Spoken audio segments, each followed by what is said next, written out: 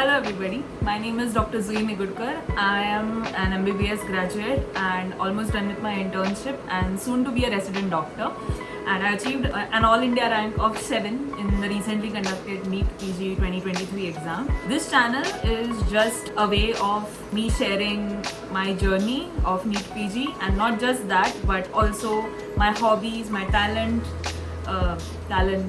everything that's going on in my life other than studies and other than medicine. But today is a video which is directed towards the medicine side, because I had promised in my earlier videos that I will film a Q&A video, because I got a lot of comments asking a lot of different questions in my previous videos, and because of the sheer lack of time and the huge quantity of comments, I could not sit down and reply to each and every one of them. I felt like short, half-assed replies to those comments will not do justice to them. So I thought, why not sit down and make a short video answering most, not all, but most of your questions. And I hope you'll find this helpful or entertaining or somewhere in the middle. So yeah, let's go. I'm sorry for the lighting, but I think this is the best I can do right now. How did you manage NEET PG study and internship at the same time, and how did you stick to your consistency? Right from the beginning, before my internship even started, I already had prepared to a certain extent. I had finished doing lectures and writing down my own notes for most of the subjects, not all of them, like maybe 13 to 14 subjects. I was really being motivated or pushed by my family to try and clear this exam in the first attempt. Like, if you don't try, you will never do it. I was pretty sure about trying to succeed in this exam right from the first attempt, and that's why I told myself that I will make sure that every single day I get some amount of studying done, no matter how hard the internship work gets. Like, if I don't have a 24-hour duty, like an on-call and emerge duty, then rest of the days, no matter how much work I have, after I come back home or after I'm done with my work, I will make sure to get some amount of studying done. I had my notes ready for some subjects, so I just started reading those and solving MCQs. For the some subjects which I did not have any notes ready or I had not watched any lecture videos, I knew that again watching lectures would be futile right now because of the lack of time. For those subjects, I instead referred to printed notes, and I think it worked out quite well. When it comes to consistency, I maintained a diary and I wrote down my goals every single day. Like, I don't think there was ever a day where I did not plan what I was studying going into it. Not to say that I did not take any breaks whatsoever, because obviously I am not the strongest person mentally. It seems like a mountain task when you look at it, like so much to study. But then when you start doing it, you realize that it's actually pretty doable. You just have to do it. Once you know what is to be done and once you know where you're studying from, those two are I feel, the main questions which people struggle with. Once you know those two things, you just have to get it done. So I made sure I knew what I have to do, like read notes, do MCQs, do tests, blah blah blah. And second is where to do it from. So I had my sources sorted out. Once I knew those two things, all there was left for me to do was to do, like to study. So I told myself that no horsing around and no beating around the bush, just straight get to it and just get it done in your first attempt. I am a third year student. How should I start reading medicine and surgery? Please suggest which source is the best for final year subjects. I, before starting internship, did not read the notes which I had made from classes. I did not read those with the intention of just reading those for that entire subject. I did refer to these notes for my university exams because they were so concise and so beautifully given that I could incorporate them into the university exam answers and it would fetch me better marks. I did not give up on the standard textbooks and just refer to the notes. So I think that's what you should do. Definitely you have to start with whatever clinical cases you see in your postings. Ever since second year, you're going to see very basic cases and the same cases which you will have for your final year exam as well. You should speak to seniors and get that list of clinical cases which are important for your clinical exam as well as from theoretical point of view. You should decide your standard textbooks. For medicine, I think I referred to Matthews, and for surgery I referred to SRB. For medicine I also referred to other sources, like I had joined a class, Quest for medicine, so I had those notes, I referred to that. And I also read a lot of Harrison in my second year and my third year. Not a lot of Harrison, but just like whatever seemed relevant to me at that point according to what cases I had seen. I think it was enough at that time. Anyways, in final year for your university exams, you are going to read only IMP topics. So the conclusion being, for medicine and surgery, first go into your clinical postings, go to your wards, see a certain clinical case, and then read up on that theoretical topic from any textbook of your choice. When it comes to source which is best for final year subjects, I think you mean like a NEET PG source. I can't really say which is the best content wise or teaching wise. All of them are up to the mark. If you are asking me what will benefit you for NEET PG, then you have to go with a source which is concise and easier to revise. But for the purpose of knowledge and for final year studies themselves, all of the sources are nice. Do not fall into the trap of just watching videos. Please read standard textbooks. I think it definitely helped me in a lot of different ways. So I would not suggest skipping standard textbooks completely. Did you use to make notes with textbooks or just the coaching contents? Do you also read standard textbooks? You're a third year student and okay. I used lectures and videos, the content out there which is online. I use these only to make my notes for NEET PG, but that does not mean that is where I limited my studying. Definitely read standard textbooks for my university exams and just for my knowledge in general. Yeah, I never made notes from textbooks per se. Textbooks are very vast and to narrow them down is a mammoth task, and I don't think it is necessary to do that. Mark them within the textbook itself for forming and creating answers for your university exams. There's no need to separately make notes from textbooks is what I feel, because that is quite time consuming and the results might not be the best. Make notes from lectures and read textbooks within the textbook. No need to make notes from textbooks alag se. Can you make a video on how to study in first year, the books and resources to follow? You're in first year right now. Do you need to start preparing for next and entrance? Okay, so my advice for all the students who are doing their first year MBBS right now, who are just entering first year right now, stop thinking about the entrance exam. I know that as soon as you enter MBBS, you are on to the next NEET, you're on to the next challenge which is going to present itself 5 years down the line. So I know the trends change in MBBS and in the medical education and the curriculum really fast. The trends which were there 6 years before I joined MBBS were vastly different to how they were when I joined, and they are vastly different now for people who are joining MBBS right now. Like when I joined first year, NEET was not even on my mind because I knew first year syllabus itself is bigger than the syllabus of NEET UG 11th and 12th combined. It's very hard to keep up with things that are being taught in college, and it's easy to just do IMP topics and pass your university exams, pass first year, maybe even get a distinction and move on. But the first year subjects are so fundamentally important to your entire MBBS education that just doing them for the sake of passing your exams, I don't think cuts it at all. I remember anatomy used to be one of my favorite things to study, and I used to take out time every day to sit down and look at an atlas, and I used to take the time to completely process it. Same with physiology. I used to read Guyton. Biochemistry I ignored a little because I did not like it at all, but eventually I studied that as well. So if you are in first year and you are asking me for my personal opinion on what to do in first year, I think you are going to build the building blocks, the bottom level blocks which will be necessary for you to get to the top and actually ace NEET PG or next or whatever entrance exam you have later on 5 years later, to focus on the subjects which are there in front of you right now. When you enter second year, your horizons are broadened. Like you are forced to read up on medicine, surgery, all these clinical things which you are going to come across. But in first year, you have to focus on the habit of reading your standard textbooks and the habit of actively learning instead of just passively taking information from videos and from lectures. I'm not saying that it's bad to watch any of these, but I think to some extent reading the standard textbooks in first year when I did really helped me later on. Like all these things just accumulate, and they help you out much later without you realizing, at the subconscious level of your memory. And once your understanding and your foundation is rock solid, like nothing else can shake you up. Like, read your first year standard textbooks, pay as much attention as you can in your practical classes. It's going to help you out, trust me.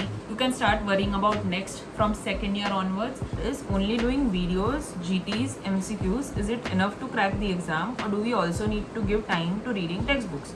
Me being a second year, while you are still in second year, I think you should be only watching videos and making lectures. You don't need to focus on grand tests as of now, because you don't have that panoramic view which is required with the knowledge of all the subjects as of now. MCQs, you can try solving of the subjects which you've read or which you already are familiar with, but reading standard textbooks as a second year student is quite important. I personally read Robbins cover to cover once for Patho, and I read KD Tripathi for Pharmac. I read partially Anant Narayan and Sastry for microbiology, and Reddy for FMT. I did not read a lot of it. I definitely referred to it quite a bit before my university exams. You need to read standard textbooks right now in your second year. Although it is not directly linked with you cracking the exam, it is essential for you to build a foundation. Again, I know I'm boring you guys, but you need that foundation of basic knowledge of basic preclinical subjects, so that you can excel at the clinical subjects and the major subjects as well. What were your prof scores for all the years? Do they really matter? In first year, my percentage, roughly from what I can remember, it was I think 80.3%. Then in second year, it was somewhere around 78. In pre-final, around 75. And then in final year, 73. So it was a gradual down slope. But it's not reflective of what I was like as a student. To be fair, in university exams, you need the art of writing a good paper, writing a good answer. You have to make your answer really attractive and easy for the examiner to go through really quickly. So even though you might know a topic really well, and if you have trouble expressing it on the paper that you know it that well, you score less. And I don't think it is a measure of your knowledge or you as a student at all. Nobody is going to ask you ki, how much did you score in final year? Did you have distinction? It's all good for your self-esteem. Like, I absolutely wanted distinction every year. But looking back now, I don't think it really made much of a difference, because it was not just before unis that I was studying. I was studying throughout the year, being consistent throughout the year. If you're reading your topics well, you're reading your standard textbooks, you're paying attention in your clinical postings, that is enough for you to excel at the future entrance exams, or to excel or be a good doctor. But it might not reflect in your university exam scores. So what I'm saying is, you do not need to associate your self-worth as a student or as a doctor with the marks you're scoring in your university exams. Can you please guide us regarding how to study preclinical subjects like patho, micro and pharma? There are major chunks, as well as there's so much rattofy things in these subjects. When I read patho, I read pharmac, I read micro, I gave a lot of time to all three of these subjects. Annotate my notes a lot, like any new thing which I find, like if I find an association which seem really stupid and silly, but they help you in long-term remembering of things. So I used to write them down in my notes wherever I would notice such associations. Then I also figured out what are the topics which require finer attention. Like you said, rattofy things. So for example, IHC markers when it comes to patho, culture media for each organism in microbiology, antibiotic of choice for a certain disease and its mechanism of action. So I made tables for these topics, like where I absolutely need to go over them again and again in a systematic, organized manner. When I would revise my notes, I would refer to these tables separately, and I had put these tables up around my walls, go through them again and again. That's how the rattofy topics are solidified in your brain. The more number of times you revise, the smaller details in these preclinical subjects, you remember them pretty well. Try not to be a passive reader of your notes during your first read. Be active, make association, make connections, make those links in your head and write them down so that next time you're revising, you will be doing it faster. Can you please tell how you managed to sit and concentrate for such long hours at a stretch? Did you feel drowsy post lunch? How did you combat that? Whatever timetable I made, I did not follow it to the T, because like it's mentioned here, I used to get really sleepy post lunch. Half an hour or 1 hour nap post lunch was a must for me, and if I did not have that nap, the rest of the day would be really unproductive for me. What I would do is I would study in chunks or in blocks. In the morning, when my attention span is a lot and when I can do a lot without getting bored, I would keep the blocks longer. First block I would study for 2 hours straight. Then my attention span would be slightly lower. So 2 hours I would make it 90 minutes. Then again 90 minutes, then 60 minutes. Then post lunch, when it's really difficult to concentrate, I would sleep, wake up, have coffee, then make it shorter, 45 minutes, 30 minutes. Sometimes when things would get really boring and I would feel like nothing is going really well and I'm just sitting here wasting my time, I would take a break there and then itself. Keep it flexible. Understand when you study the best. Is it in the morning? Is it in the night? Do you study better after taking a short nap after your lunch? It's different for everybody. You have to figure out what works for you and how can you maximize your productivity, and you have to make a timetable according to that. But keeping in mind that your timetable will not be followed the way it is absolutely. You are going to have, dead space, some sections of your day where you absolutely can't get anything done. For me, it used to be just after lunch and just after dinner. I would keep like simple stuff for these times, like watching certain videos, whatever required active learning, like actively reading the notes or giving a test or reviewing that test. I would keep it for the times in my day where my attention and my productivity would be the highest. Since you didn't use the entire question bank, can you elaborate on how you used custom models effectively? Here's the catch.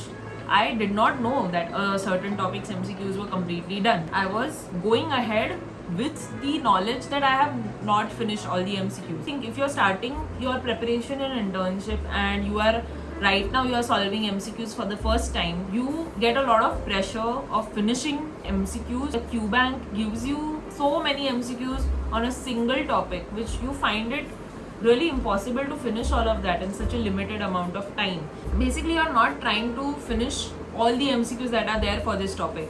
You're trying to get a hang of what kind of questions can be asked on this topic. For example, in surgery, you read trauma and you figure out that the questions are focusing on protocol more than the facts itself. If it's a blunt trauma to the abdomen, what is the investigation of choice? But if the patient is vitally unstable, then what is the investigation of choice? You're figuring out the pattern of MCQs and then it helps you revise better the next time you're reading your notes. My focus wasn't to finish all the MCQs of that topic. My focus was to have a feel of the MCQs. One day I would read a certain topic, I would give the next day to solve the MCQs of that topic. And once I move on to another topic in my notes, I have to move on to that topic in my MCQs. This is the way I kept my speed up. I only have one day to do as many MCQs of this one topic that I want.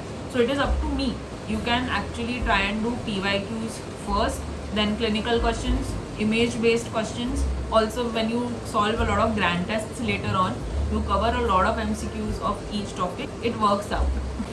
How did you manage to score 417 just by doing pathology? I think you mean in grand test. I remembered quite a lot of things from my final year studies or from my pre-final year, like just knowledge which I had from my undergraduate days, and patho somewhere relates to a certain other topics. Like I felt like solving grand tests so early in the preparation really helped me because it was solidifying the knowledge which I already had, and I was getting to learn new areas in different subjects which I did not know, which is why I'm telling so often that you need to read standard textbooks. Also, it's all hidden knowledge, like it comes out at times when you least expect it, but it does you a solid and it's really helpful in the long run. Can I please know what you revised in the last 5 days before exam? So basically I had started doing rapid revision in the last 15 days before the exam. One day before the exam I had kept for miscellaneous revision and to go through my grand test review notebook. Beyond that, the 14 days I had divided to do one subject in one day. The major subjects I gave one entire day to those. For the minor subjects I decided to do two subjects in one day. I would do PYQ topics in the morning, I would solve the PYQs, I would go through their explanations and I would read those topics and then try to read as much of the remaining notes as possible. This was my revision strategy. The last day, like I said, I had kept it for miscellaneous revision. The cephalosporins ka classification or the IHC markers for patho, the tumor markers for most of the cancers. Then I reviewed the grand test notebook which I had, which really turned out to be beneficial for me. That notebook gave me 2-3 MCQs in the actual exam. And before this I had done one revision of most of the subject, and tabhi I was doing multiple subjects at the same time. When I was doing my first read, I used to do one subject at a time and finish it and then move along.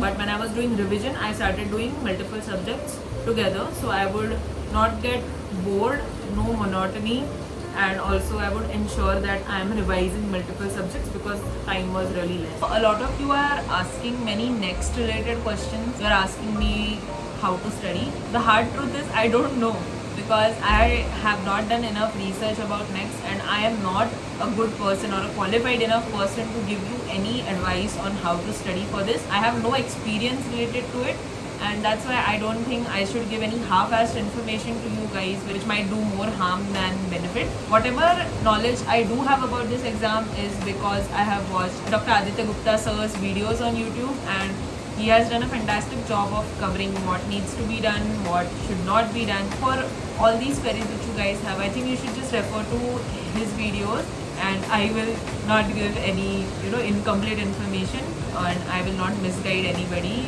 in this aspect. So that's it for today. I know this was a very short number of questions which I answered. I can only make this length ke videos on YouTube. I don't think people will watch any more than this. Also, very long videos are very tedious to edit and upload. So if you guys like this, please let me know. I might do another one of these answering remaining of the questions, or if you have any questions right now, you can drop them under this video. If you liked this video, please like it, and if you liked me, please subscribe to this channel. I will try to keep the videos coming once I join residency, because I'm really enjoying doing YouTube right now. So I'll see you all in the next video. Bye for now.